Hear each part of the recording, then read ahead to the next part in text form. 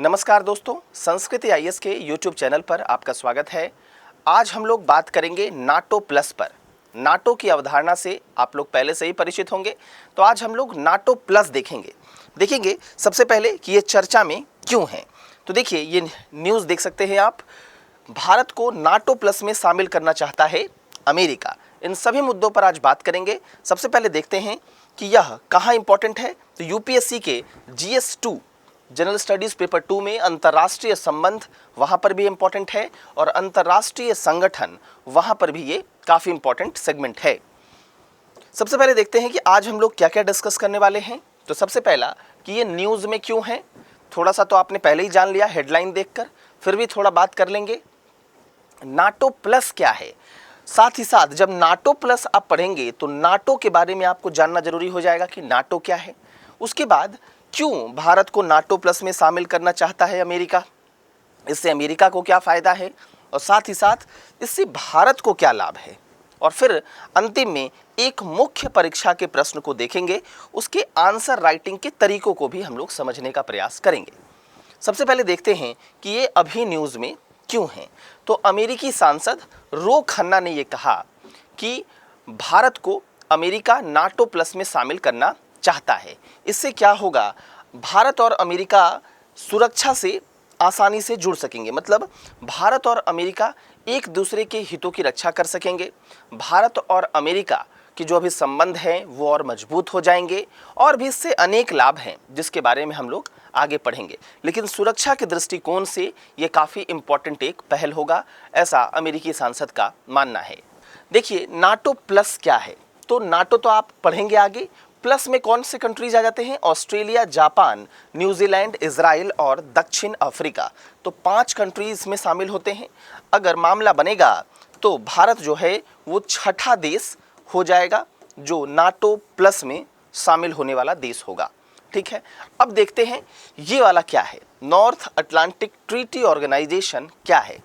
इसकी शुरुआत आप कब देखेंगे, जिसकी जो स्थापना है ये द्वितीय विश्व युद्ध के बाद 4 अप्रैल 1949 को हुई। इसमें 12 संस्थापक देश थे। स्टार्टिंग में इसकी स्थापना के समय 12 संस्थापक देश थे और इसकी स्थापना अमेरिका के वॉशिंगटन में हुई थी।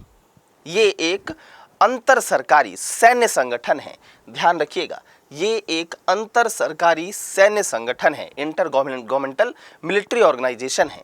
इसका मुख्यालय बेल्जियम की राजधानी ब्रुसेल्स में स्थित है। वर्तमान में इसके सदस्य देशों की संख्या 30 है। ठीक है, नाटो यूरोप और उत्तरी अमेरिका के देशों के मध्य एक सैन्य गठबंधन है। तो ये एक तरह से सैन्य संगठन है या सैन्य समझौता है। अगर आप देख सकते हैं तो यहाँ दिख रहा होगा आपको कि जो भी इस कलर में दिख रहा है ब्लू टाइप में, वो क्या है, नाटो के मेंबर कंट्रीज हैं। ठीक है, तो जो भी ब्लूज में आपको दिख रहा है वो नाटो के मेंबर कंट्रीज हैं। ठीक, और इसका जो मुख्यालय है ये लिखा हुआ है, देखिए यहाँ पर, ब्रुसेल्स बेल्जियम में अवस्थित है। ठीक, अब देखेंगे थोड़ा सा रीसेंट एक्टिविटी देख लेते हैं। वर्ष 2017 एवं 2020 में क्रमशः मोंटेनेग्रो और उत्तरी मैसेडोनिया को सदस्य देश के रूप में शामिल किया गया है। नाटो किस सिद्धांत पर काम करता है, तो सामूहिक सिद्धांत यानी सामूहिक रक्षा के सिद्धांत पर काम करता है। कहने का मतलब क्या है कि अगर किसी एक नाटो सदस्य देश पर अटैक होगा, इसका मतलब माना जाता है कि सब पर अटैक हुआ है और उसका प्रतिक्रिया जो है वो सबको मिलकर देता है। ठीक है, तो ये सामूहिक रक्षा के सिद्धांत पर काम करता है। समझ गए मामला, इसका मामला क्या है। मान लो इसमें सदस्य देश हैं, ठीक, किसी एक पर भी अटैक हो गया तो इसका मतलब माना जाएगा कि ये सभी पर अटैक है। ठीक है, और सभी लोग मिलकर इसका जवाब देंगे। तो सोच सकते हैं आप कि फिर सभी लोग जब मिलकर जवाब देंगे तो कितना डिफिकल्ट होगा सामने वाले के लिए इसको हैंडल करना। ठीक, तो ज्ञातव्य है कि यह नाटो के अनुच्छेद 5 में ये बात निहित है। इस अनुच्छेद को पहली बार संयुक्त राज्य अमेरिका पर हुए आतंकवादी हमले जो 2001 में हुआ था, 11 सितंबर 2001 के समय क्या किया गया था, इस अनुच्छेद को लागू किया गया था। नाटो में कोई भी निर्णय सभी 30 सदस्यों के सामूहिक इच्छा, सभी के सभी 30 मेंबर्स के कलेक्टिव इच्छा, कलेक्टिव डिजायर्स पर ही जो है ये इसका निर्णय है वो लिया जाता है। नाटो के सदस्य देशों का कुल सैन्य खर्च विश्व के, जोड़िएगा देखिएगा, विश्व के सैन्य खर्च का 70% से अधिक है।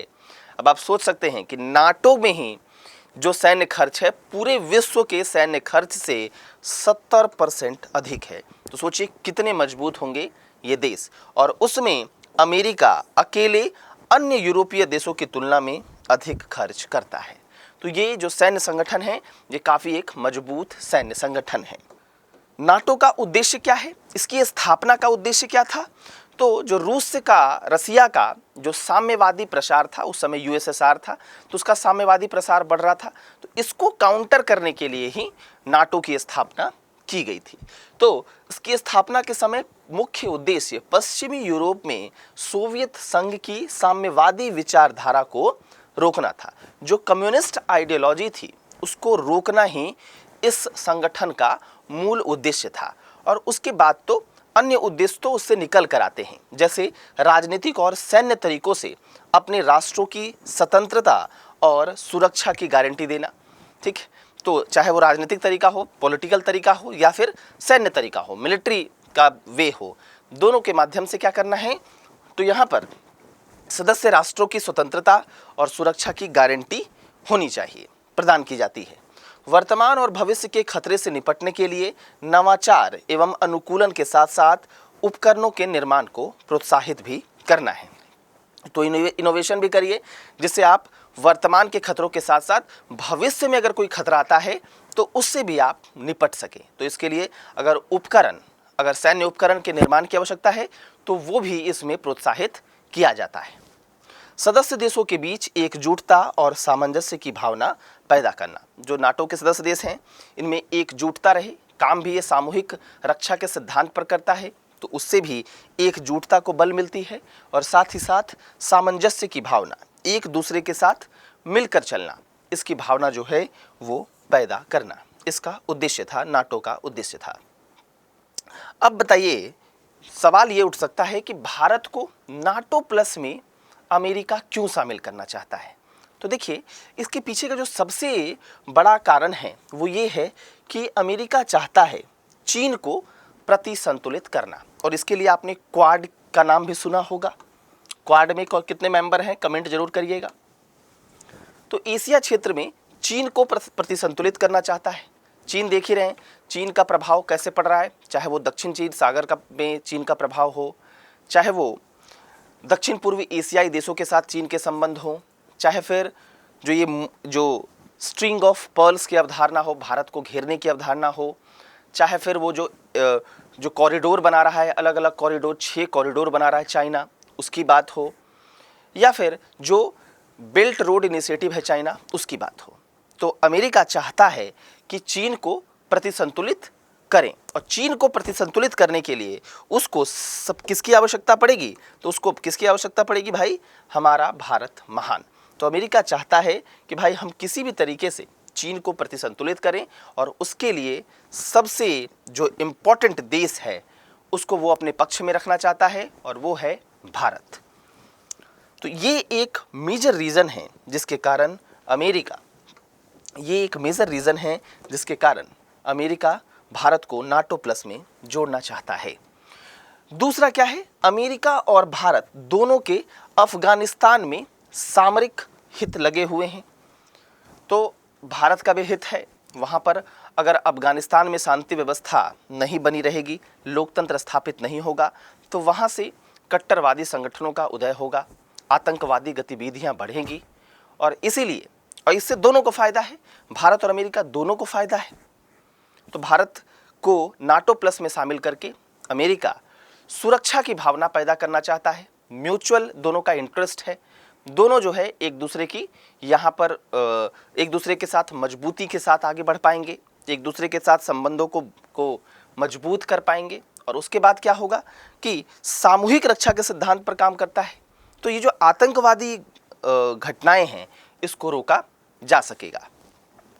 भारत को नाटो से जोड़कर ट्रांसनेशनल, यही बात मैं कह रहा था कि जो ट्रांसनेशनल इस्लामिक टेररिज्म है उसको भी समाप्त किया जा सकता है। तो 3 मुख्य उद्देश्य हैं एक है भाई, अफगानिस्तान में शांति व्यवस्था स्थापित करने से दोनों देशों को लाभ है, भारत को लाभ है और अमेरिका को भी लाभ है। तो इसके लिए अमेरिका चाहता है कि भारत के साथ वो नाटो प्लस में भारत को जोड़ दे। दूसरा, चीन को प्रतिसंतुलित करने के लिए। और तीसरा जो सबसे इंपॉर्टेंट बात है जो मैंने आपको बताई, ट्रांसनेशनल इस्लामिक टेरर नेटवर्क से निपटने में भी इसके बाद अमेरिका को आसानी हो जाएगी और इससे भारत को भी फायदा मिलेगा। ठीक है, तो कहीं ना कहीं इससे भारत को भी लाभ है और इससे अमेरिका को भी लाभ है। तो अमेरिका ये दिखा रहा है कि भारत को भी ये सब लाभ मिलेगा और साथ ही साथ अमेरिका जो उसका एक बहुत बड़ा साझेदार रहा है उसको भी इससे फायदा होगा। तो दोनों देशों को इससे फायदा होगा, ऐसा अमेरिका भी सोच रहा है। अब देखिए, अगर हम लोग एक सवाल देखें यहाँ पर एक चीज और भी आपसे पूछा जा सकता है कि भारत को क्या फायदा है। तो देखिए, भारत को भी लगभग वही फायदा है। अफगानिस्तान में शांति स्थापित होगी भारत के पड़ोस में, तो भारत पर भी उसका प्रभाव पड़ेगा। दूसरा, चीन को प्रतिसंतुलित कर सकेगा। चीन, आप देख रहे हैं, चाइना पाकिस्तान इकोनॉमिक कॉरिडोर बना रहा है, स्ट्रिंग ऑफ पर्ल्स के माध्यम से भारत को घेरना चाह रहा है, तो ये सबको प्रतिसंतुलित कर पाएगा।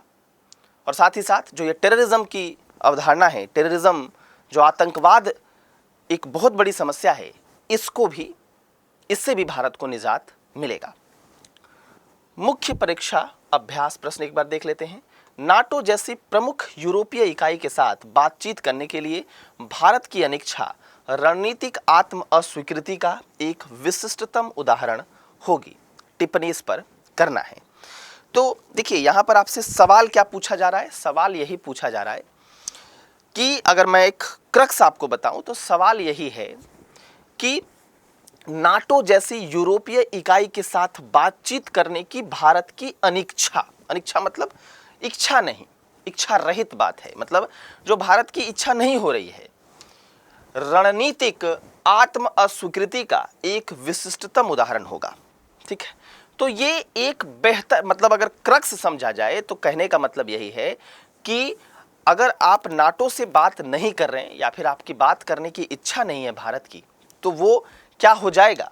वह रणनीतिक आत्म अस्वीकृति का एक विशिष्टतम उदाहरण होगा। तो इसका मतलब है कि ये भारत को रणनीतिक दृष्टिकोण से, आप रणनीतिक दृष्टिकोण से ही इसमें क्या हो जाएंगे? रणनीतिक दृष्टिकोण से ही इसमें आप पिछड़ जाएंगे और ये रणनीतिक दृष्टिकोण से बेहतर नहीं होगा, स्ट्रेटेजिकली ये बढ़िया नहीं होगा। तो सवाल को समझने का प्रयास कीजिए।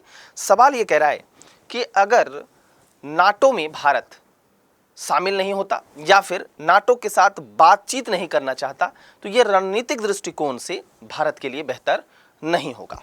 ठीक है, इस पर आपको टिप्पणी करना है। तो सवाल में तो एक पक्ष लिख रहा है कि रणनीतिक दृष्टिकोण से बेहतर नहीं होगा या फिर भारत को नाटो में शामिल नहीं होना एक बेहतर विकल्प नहीं है, भारत का नाटो में शामिल नहीं होना, ये बात लिख रहा है।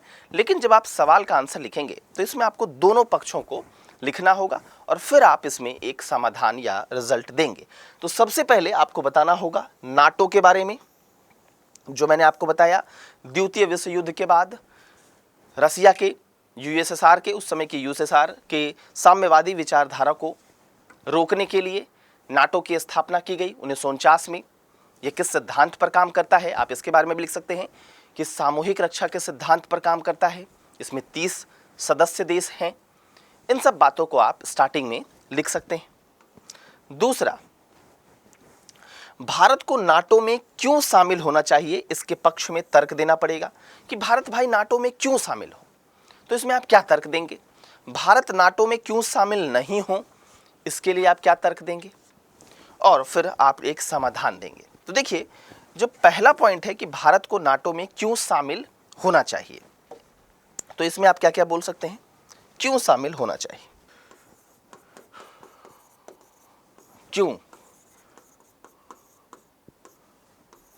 तो इसमें क्या बताएंगे? इसमें आप बताइएगा पहला पॉइंट कि देखिए, भारत का अन्य नाटो देश के साथ वैसे भी द्विपक्षीय संबंध बढ़िया है। जैसे मान लेते हैं फ्रांस वगैरह के साथ द्विपक्षीय संबंध बढ़िया है।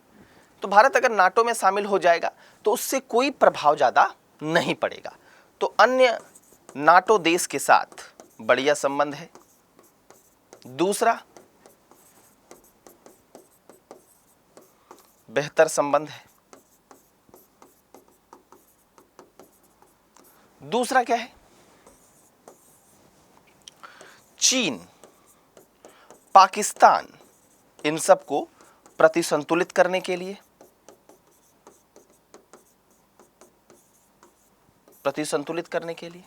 इसके लिए भी जरूरी है,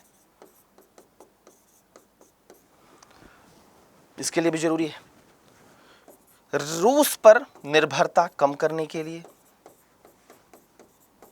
क्योंकि अभी हम रक्षा उपकरणों के लिए रूस पर जो है वो निर्भर है ज़्यादा, और रूस का झुकाव जो है विशेषज्ञ मानते हैं कि चीन की तरफ हो रहा है, तो रूस पर हमारी निर्भरता कम हो जाएगी। चौथा, आतंकवाद विरोधी तत्वों को समाप्त करने के लिए,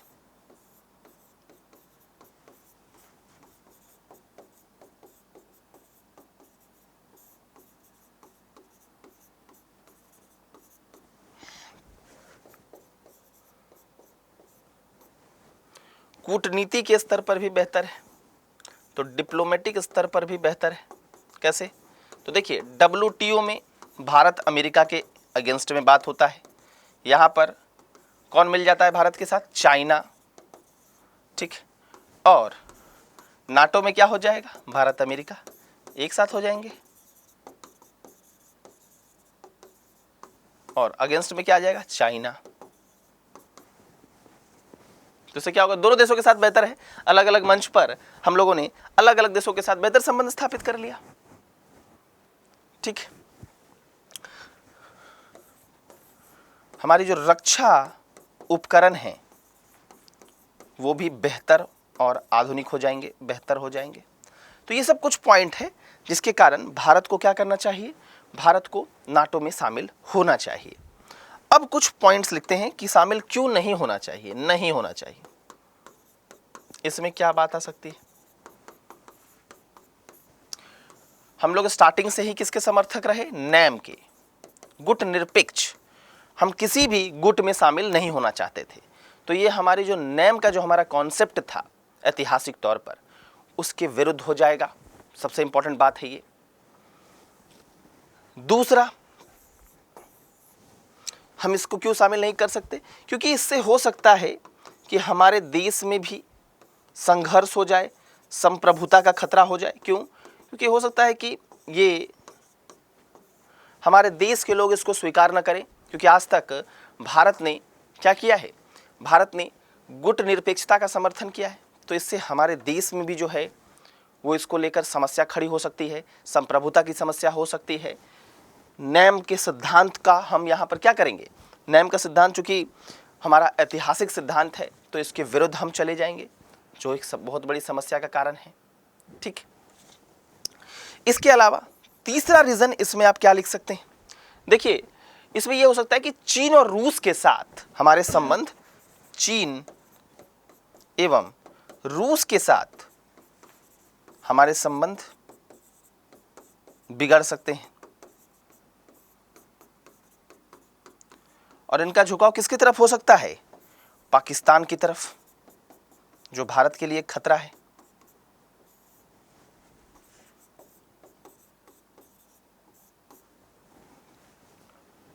रसिया के साथ हमारे संबंध खराब हो जाएंगे। रसिया हमें टेक्नोलॉजी के बारे में भी बताता है, तो उसके साथ हमारे संबंध खराब हो जाएंगे, ठीक है। तो ये सब कुछ बात है जिसको लेकर भारत को नाटो ज्वाइन नहीं करना चाहिए। और भी बहुत सारे पॉइंट्स हैं जिसको लेकर आप लिख सकते हैं कि भारत को नाटो ज्वाइन नहीं करना चाहिए। समाधान में लिखेंगे कि अब भारत को एक प्रैक्टिकल अप्रोच की जरूरत है। अब ये नहीं चलेगा कि हम ऐतिहासिक तौर पर क्या सोचते थे, ऐसा विशेषज्ञों का मानना है, ठीक है। क्योंकि चीन और पाकिस्तान, इन सबको प्रतिसंतुलित करने के लिए आवश्यक है कि भारत अमेरिका के साथ जाए, ऐसा विशेषज्ञ कहते हैं। उस समय की नीड यही थी कि हम गुट में, किसी के गुट में ना जाएं, और अभी भी अगर हम किसी गुट में जाते हैं या नाटो को ज्वाइन करते हैं, तो हमारी जो अपनी संप्रभुता है उसका हमें ख्याल रखना चाहिए। हमें अपने विदेश नीति, जो हमारी विदेश नीति जिन तत्वों पर आधारित है, उसका भी ध्यान रखना चाहिए। तो हम बहुत ही एक प्रैक्टिकल अप्रोच इसके लिए अपना सकते हैं और अपने रक्षा संबंधों को मजबूत कर सकते हैं। ठीक, तो ये बातें आप लिखेंगे, तो इतना कुछ लिखिएगा, कमेंट में कमेंट करिएगा। Thank you very much.